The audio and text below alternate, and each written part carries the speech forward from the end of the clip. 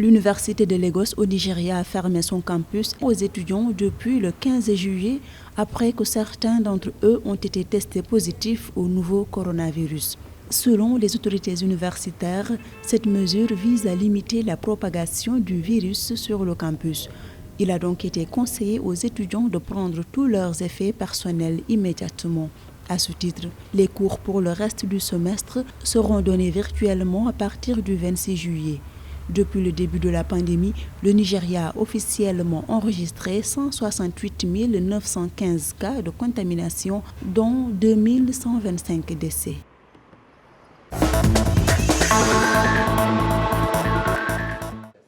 Face à la montée vertigineuse des cas de Covid-19 au Sénégal, le chef de l'État Macky Sall a menacé de fermer les frontières et de rétablir l'état d'urgence. Il l'a déclaré à l'occasion d'un discours le vendredi 16 juillet lors de la remise du rapport final du comité de suivi de la mise en œuvre des opérations de la force Covid-19 du Sénégal. Il a à cet effet déclaré que si les chiffres continuent d'augmenter, il prendra toutes les mesures nécessaires. Le président sénégalais invite par ailleurs les populations à adhérer massivement à la vaccination. Au 16 juillet, le ministère de la Santé a signalé 738 nouveaux cas de coronavirus.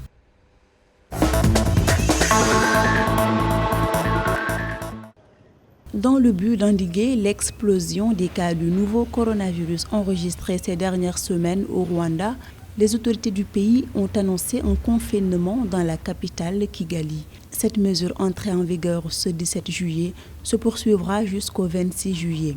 Les mouvements et visites hors du domicile sont interdits, sauf pour les services essentiels comme la santé, l'achat de nourriture, les banques. Les transports publics de personnes sont également suspendus, les bureaux des entreprises et administrations fermés, les écoles fermées, des activités sportives et récréatives en plein air interdites et le nombre de personnes assistant aux enterrements plafonné à 15 selon un communiqué du gouvernement.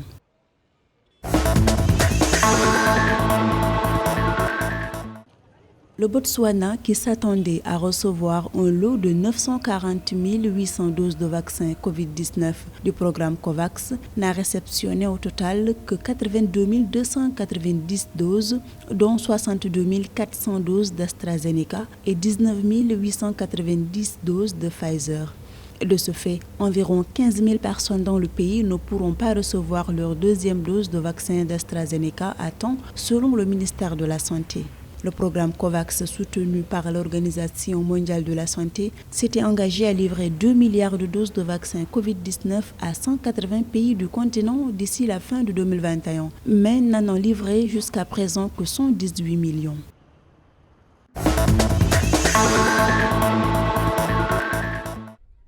Les autorités sanitaires zambiennes annoncent que le pays a enregistré un taux de positivité au Covid-19 de 16%. Ce pourcentage est le plus faible taux depuis le 20 juin 2021. Elles indiquent que depuis le déclenchement de la troisième vague, qui a vu une augmentation du nombre de cas, le taux de positivité était supérieur à 20%.